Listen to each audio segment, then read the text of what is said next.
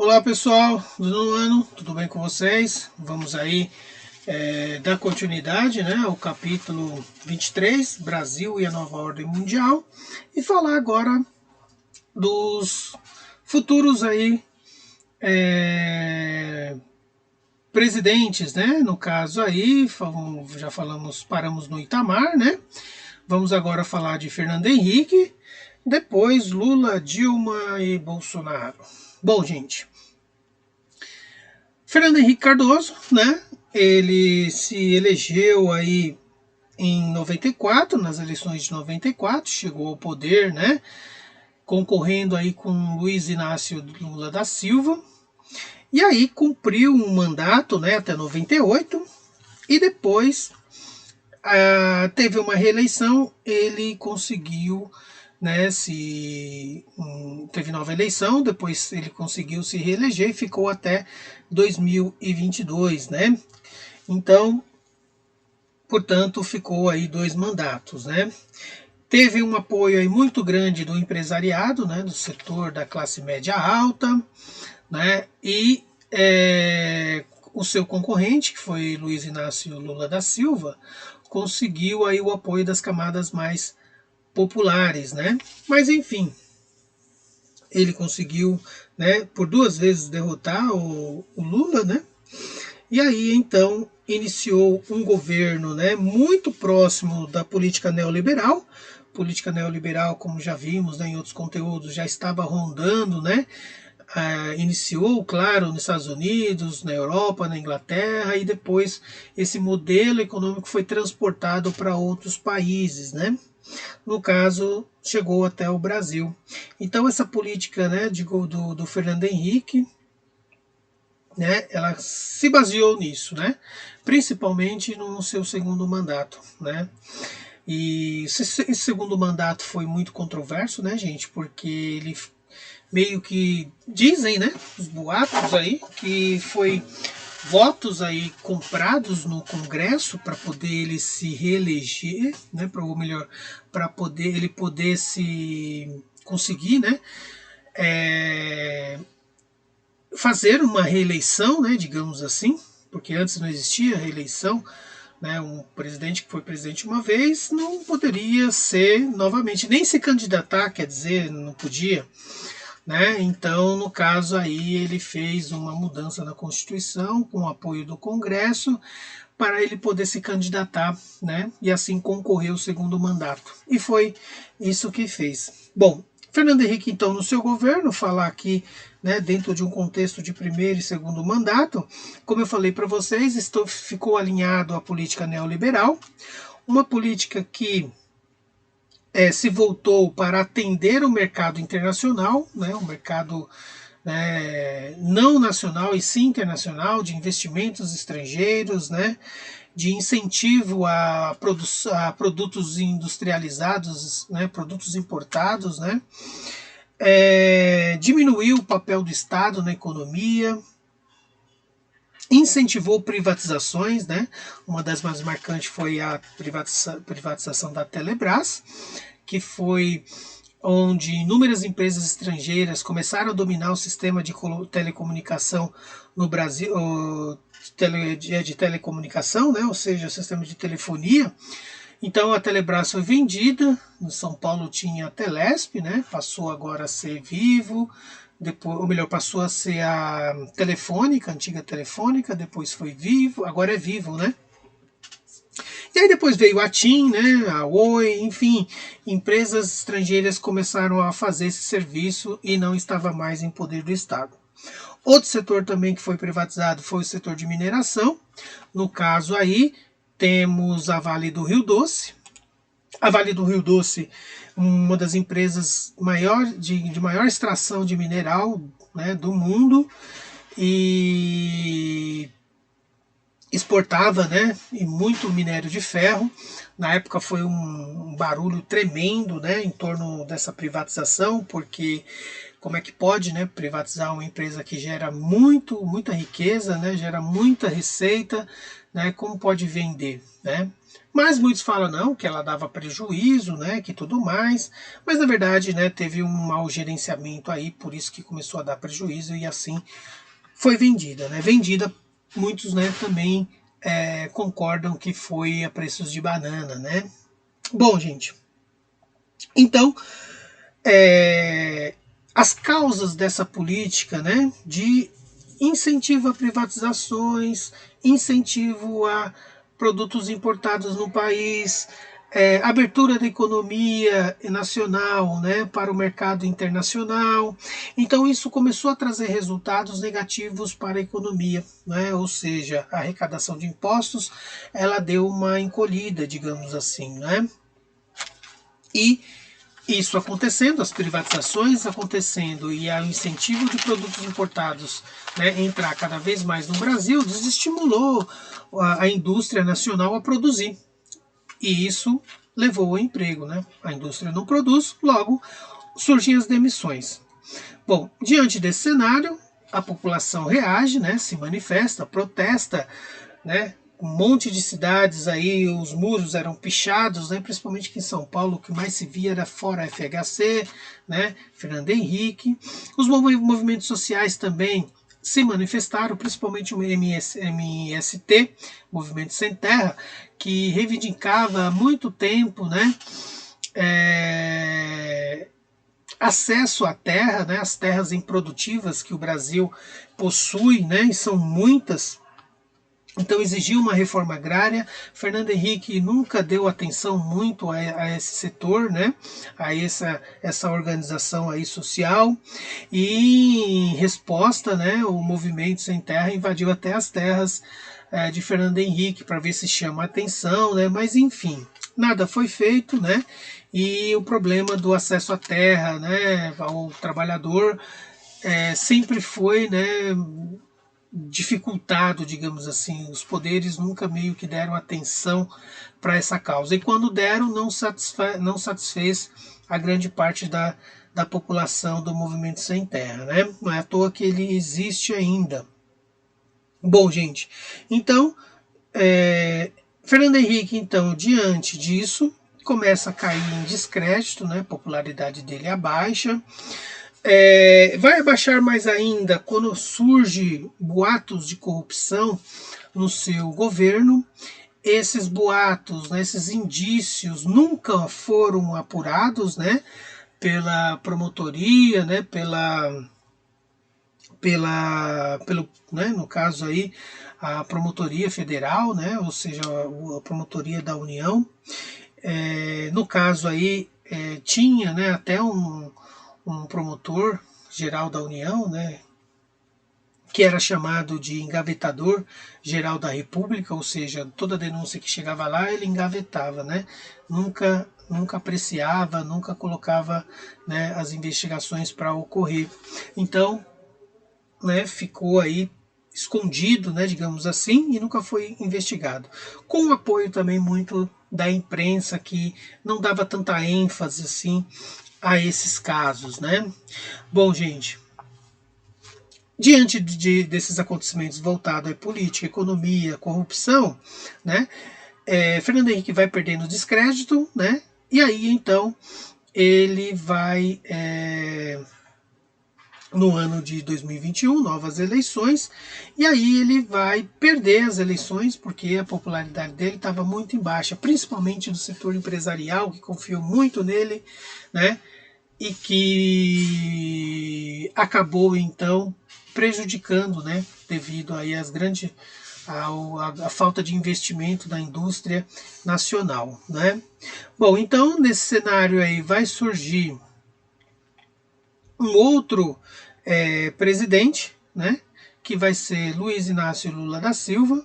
Ele vem fazendo uma campanha movida pelo slogan Lulinha, Paz e Amor, no sentido de dizer que ele não iria, né, ser um presidente ruim, que não iria estar aliado a uma conspiração contra os empresários, né? Porque muitos empresários via ele como um mau político, né? Justamente porque ele esteve muito ligado à classe trabalhadora, ao movimento sindical, organizando greves, né? Então muitos viam Lula com medo, né? Se ele tivesse na presidência, em saber, né? Se ele fosse partidário dessas ideias ainda. Também Lula queria se desvincular, né? A uma imagem imputada a ele de que ele era comunista, né? De que ele era baderneiro. Então, no caso, Lula começa então a fazer uma política para se aproximar dessas pessoas que tinham medo dele, né, em ser aí um mau gestor e acabar com a economia. Então, o que ele faz para poder, né, aglutinar esses setores? Ele começa então a se unir com José de Alencar, chama ele para ser vice, né? José de Alencar era um político, ou melhor, é um empresário. Ele sendo empresário, então ele fez a ligação com Lula e os empresários, e assim então começou a ser construída uma candidatura mais sólida, né? Vinculada aí ao apoio dos empresários e também da população mais pobre, que já era uma realidade, né? Já era notório isso. Bom, Lula então com isso garantiu aí apoio dos setores, né? E garantiu então a sua popularidade. Com isso, ele consegue então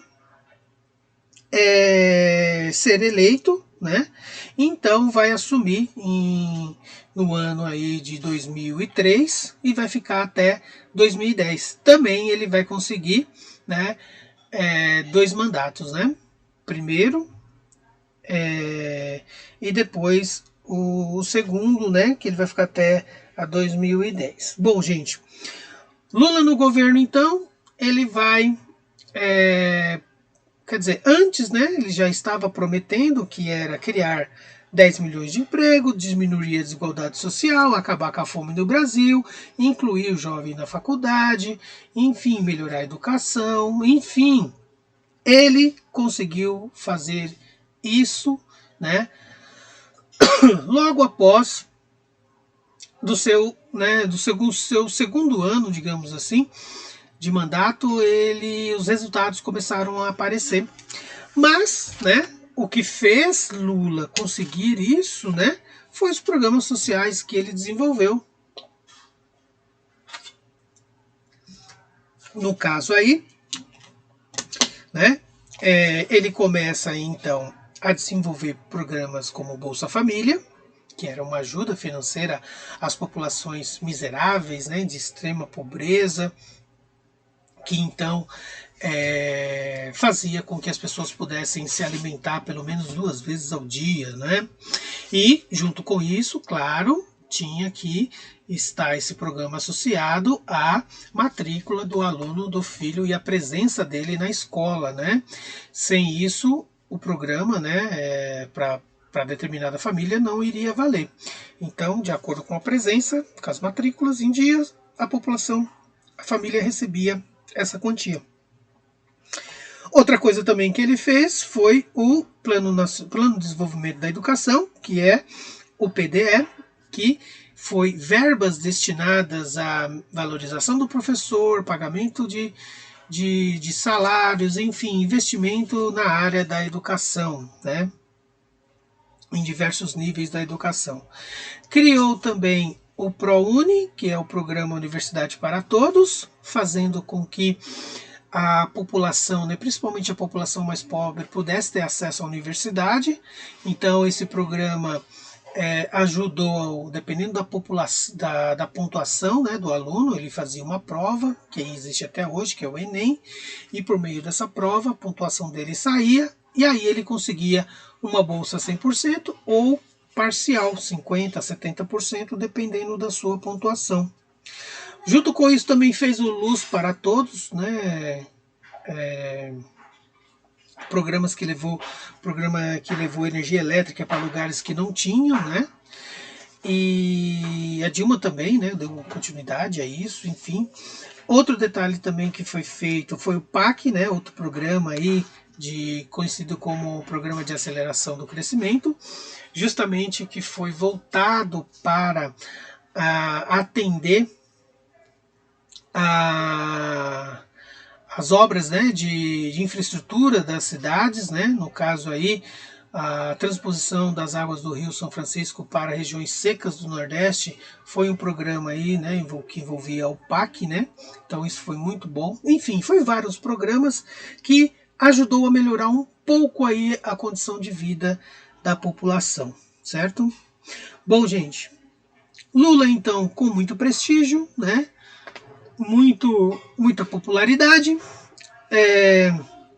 até 2004, 2005 o seu governo sofre um abalo, mas não é totalmente, né, derrubado, digamos assim, justamente porque a população começou a dar crédito muito para o Lula e viu que ele não estava envolvido com alguns casos de corrupção que apareceu no mensalão. Ou seja, surgiu, né,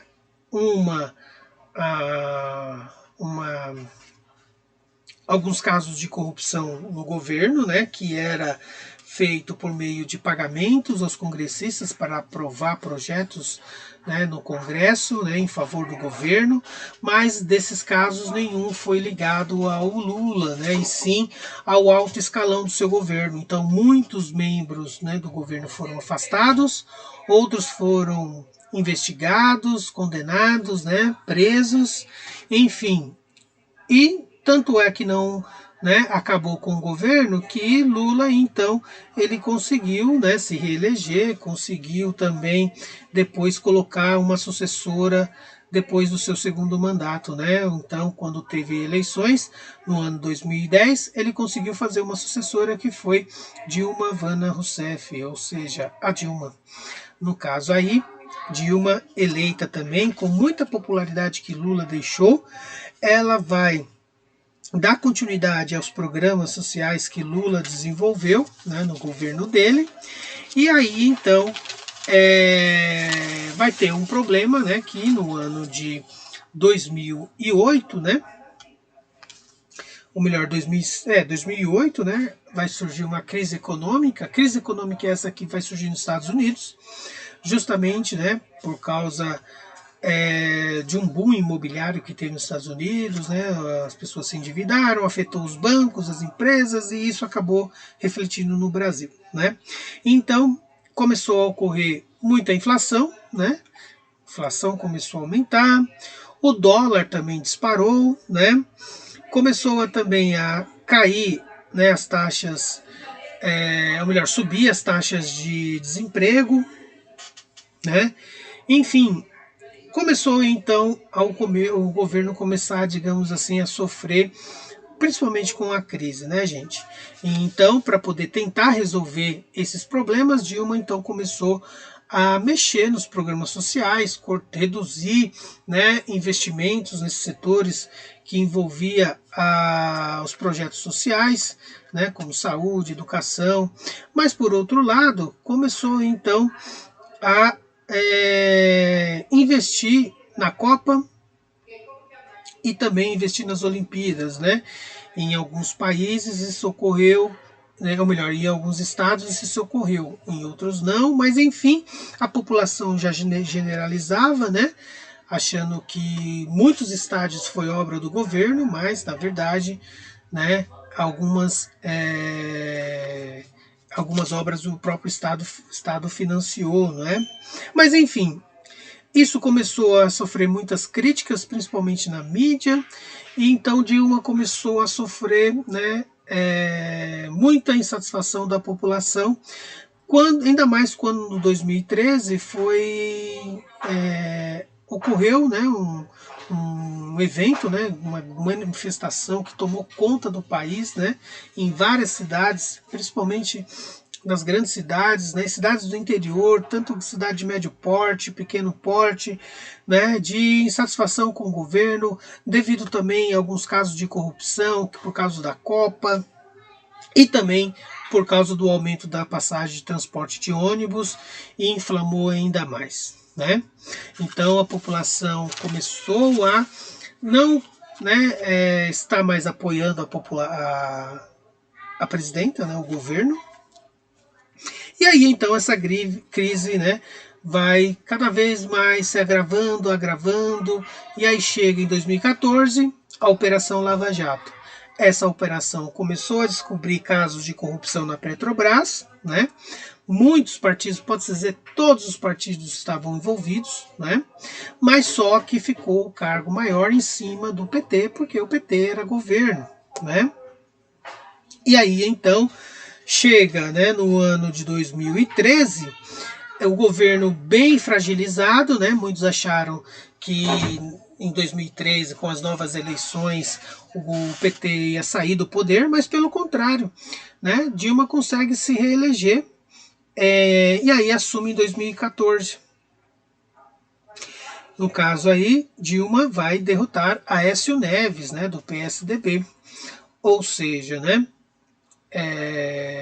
o governo chega ao poder, mas bem fragilizado, né, politicamente, justamente por causa do quadro das eleições, onde ficou quase empatado aí essas eleições, né? Mas enfim, ela é eleita, o Congresso, né, muito satisfeito com ela. Dilma não consegue formar maioria no Congresso para aprovar os seus projetos, então muitos dos seus projetos foram negados, né? Os congressistas votaram contra, então ela ficou numa situação de ingovernabilidade. Ela não conseguia governar, ainda mais quando Eduardo Cunha, que era o presidente, né, do Congresso, né, da Câmara dos Deputados, ele começou a aprovar inúmeras pautas chamadas pautas bombas, né, para fragilizar o governo e principalmente as contas públicas. Começou, né, a aprovar principalmente algo que estava, né, fora do contexto econômico da época, que era, no caso, aí, aumento salarial para juiz, né, para toda a classe de magistrados, né, então isso começou a revoltar ainda mais a população e prejudicar ainda mais os cofres públicos, né, e a crise aí se aprofundar cada vez mais, né. Bom, diante disso, né, pessoal, o Congresso vê que por causa de uma crise econômica a Dilma não ia cair, né, porque ela tinha mais, digamos assim, 3 mandatos para cumprir, né, ou melhor, 2 mandatos para cumprir, né, e então, no caso aí, ela em 2016 ela vai ser, digamos assim, impeachmentada, né, ou seja, ela vai ser impedida de governar. E justamente por quê? Porque, no caso, o Congresso vai articular, né, uma abertura de processo jurídico parlamentar, que é o impeachment. E qual é o motivo desse inquérito, né, desse julgamento? Não tinha motivo, né? Depois, com o tempo, se descobriu que foi, né, uma armação ali para poder incriminar ela de algo que nunca foi incriminado, né? E começou a incriminar ela de algo que muitos outros presidentes fizeram. Ou seja, incriminaram ela de chamadas pedaladas fiscais, né? Ou seja, o Congresso dizia que Dilma Rousseff deu uma pedalada fiscal, ou seja, que ela pegou recursos, né, de um setor destinado a pagamento de um setor, de uma área, e direcionou ao pagamento de outra coisa, né? E no caso aí, isso era um hábito comum. Aí muitos podem falar, mas isso é certo? Bom, certo não é. Porém, né, ninguém nunca foi incriminado por isso. Então, muitos governadores, né, de algumas cidades já fizeram isso, prefeituras já fizeram isso, presidentes já fizeram isso, Fernando Henrique fez isso e nunca foi impeachmentado por isso. No caso dela, foi, né? Então, houve ali uma união com Michel Temer, o seu vice, né, que então arrumou chamou um grupo de advogados para fazer esse processo e assim então responsabilizar ela por crime de responsabilidade, né, fiscal, digamos assim. Bom, isso, né, foi muito criticado na época, pois por meio dessa acusação começou a se implantar, ou melhor, começou a empregar a palavra golpe, né? Ou seja, um golpe, né, político, né, jurídico e também midiático. Por quê? Porque a mídia também, de certa forma, apoiou, concordou com isso, né? Não houve nenhum contestamento, digamos assim, quando eu falo a grande mídia, né, os grandes meios de comunicação corroborou, né, com essa situação. E foi comprovado, né, depois que realmente houve golpe, depois foram feitas investigações de outras coisas que ela estava sendo acusada também de corrupção e nada foi comprovado, né? Ou seja, mesmo assim, diante de tudo isso, ela foi impeachmentada, né? Ela saiu do poder. E quando isso acontece, a pessoa perde os seus mandatos políticos por 8 anos, como aconteceu com o Collor. Só que no caso da Dilma, ela não perdeu. Então, quer dizer, foi uma trama jurídica que fizeram. Parece que aí, por meio desse julgamento, parece que reconheceram, né, que não era crime, mas assim, não, vamos tirar ela e vamos manter a sua preservação política. Bom, gente, um escândalo, né? Porque onde já se viu, se ela tivesse errada, ela tinha que perder o mandato e não perdeu, né? Então foi meio que uma armação ali. Olha, te tiro do poder, mas te deixo com um mandato político, né? E assim foi feito, né? Não coube, né, nenhuma, digamos assim, não deu nem para recorrer diante de um impeachment, né, que foi feito desse jeito, de uma forma arquitetada, né, com os congressistas e até também com o STF. O STF que endossou, né, essa situação, né. Bom, gente, vamos aí então falar agora de Michel Temer, que ele que foi o vice da Dilma, ele que assumiu agora. Michel Temer, então, entra no ano, né, de 2016, ano que a Dilma sai, impeachmentada, e aí então ele vai fazer um governo totalmente impopular, ou seja, um governo onde os direitos da sociedade vão começar a ser retirados, né? Ou seja, primeira coisa, ele, né, fez aí, junto com os congressistas, estipulou o teto de gastos públicos. O que é isso, né? Ou seja, durante 20 anos, o Brasil tinha que gastar determinado valor, não poderia passar desse valor. Então, sendo assim, a população mais pobre e mais carente sofreu. Por quê? Porque saúde, educação, transporte, moradia, saneamento básico, enfim, tudo isso, né, foi deixado de ocorrer investimento. Ou seja, os investimentos não podiam, os investimentos era mínimo do mínimo, né? Podemos dizer assim. Então os serviços públicos começaram a sofrer com inúmeras, né, condições aí de trabalho, né, de atendimento à população. Bom, além disso, né, pessoal, veio outras medidas do governo Temer, que foi a reforma trabalhista, a chamada flexibilização, né, das relações entre empregador e empregado, né, trabalhador e empregador. Ou seja, flexibilizou no sentido de, por exemplo, terceirização, né, a pessoa não era mais responsável, né, o trabalhador não tinha que prestar mais, ou melhor, o empregador não tinha que mais prestar conta ao trabalhador, e sim era uma empresa, né, que fazia esse trâmite, né? Então muitos direitos foram retirados, né? Por exemplo, né, 40%, multa de 40% das empresas, não é que foi retirado, né, gente? Acontece que Os direitos trabalhistas, né, da época de Getúlio e CLT, eles permanecem. Só que abriu um outro campo para fazer uma negociação com o patrão, né? Então falou, ó, o empregador chega e fala, ó, você vai ter que trabalhar assim, assim, assim, assim. Você aceita? Ah, eu não aceito. Só quero o regime CLT. Ah, então você não quer, eu chamo outro. Então, quer dizer, a pessoa precisando trabalhar, ela acaba aceitando, né?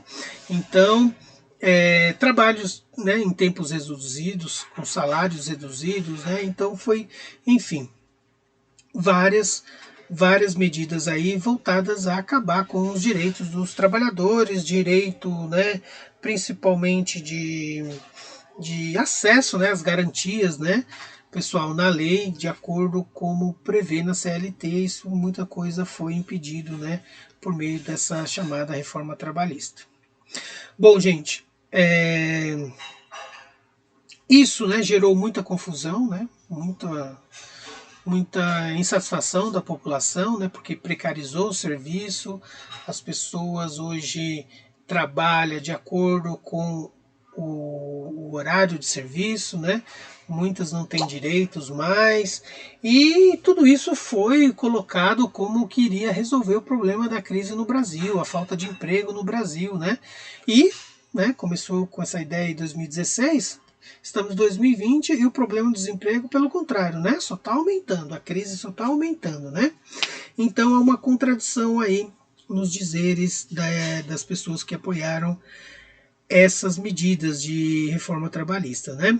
Bom, teve a reforma do ensino médio também, onde o governo passou aí a conciliar a educação, né, formal com o ensino profissionalizante, né, ensino técnico, ensino médio com a carga reduzida, né, de horário, né, presencial, pode fazer à distância, né, 20%.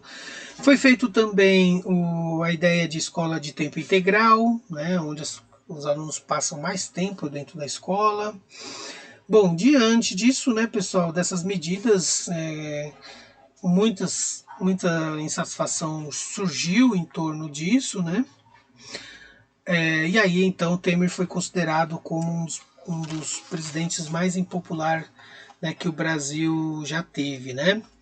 Agravado ainda mais com o problema de corrupção do governo esclarecido, revelado pela Lava Jato, né? Onde apareceu membros do seu partido com malas de dinheiro em apartamento, pessoas levando dinheiro para o Temer, né, em malas, Temer pego em gravações, né, compactuando aí com o empresário para poder manter algum esquema de silêncio, né, diante de algumas irregularidades, né, no seu governo, enfim. E aí então Temer cumpre, né, somente seu mandato, ele não tenta, né, fazer uma nova candidatura, digamos assim, para participar nas eleições em 2017. Em 2017, quem vai surgir é Bolsonaro, né?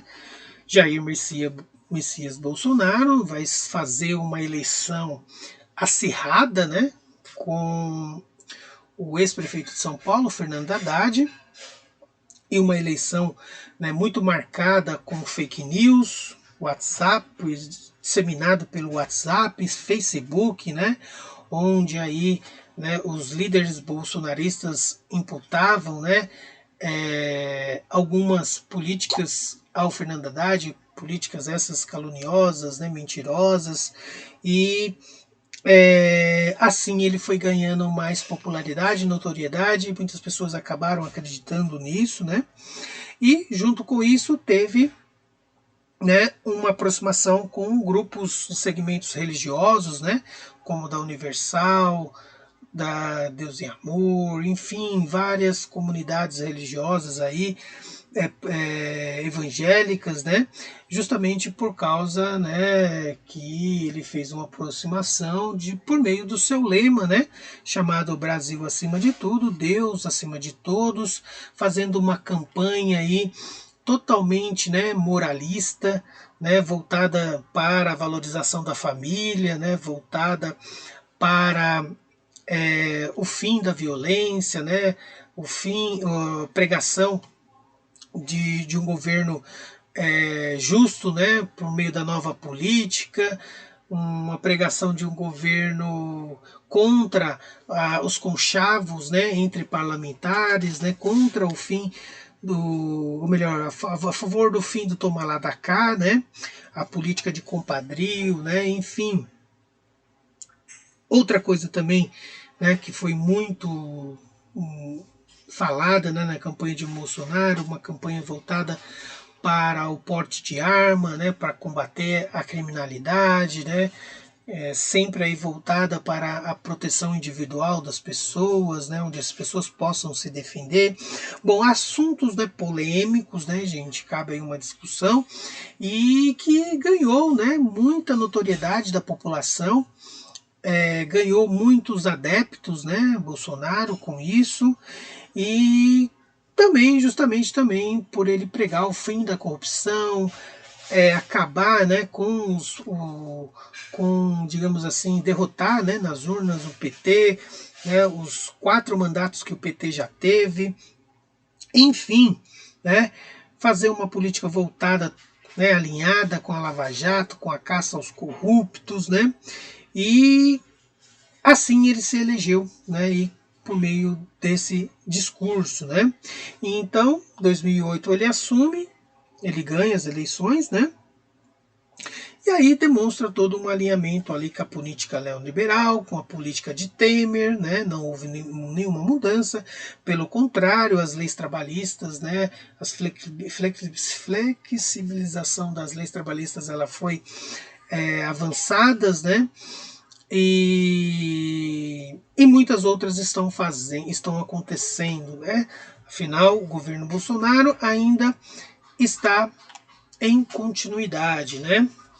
Então, isso é assunto para mais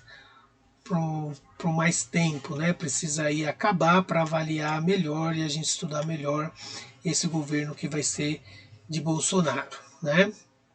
Mas o que a gente pode ver é um governo aí que está, né, muito aliado ao empresariado, ao grande empresariado, embora, né, tenha algumas controvérsias aí em relação à Amazônia, né, aos ruralistas também, né, que é muito aliado, né, mas na prática a gente vê outra coisa também, né, enfim.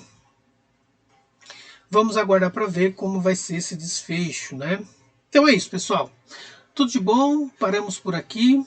E aí, em breve, colocarei as questões lá no Vindimo para vocês. E dúvidas anotem também. E até mais. Nos vemos lá no chat. Tchau, até mais.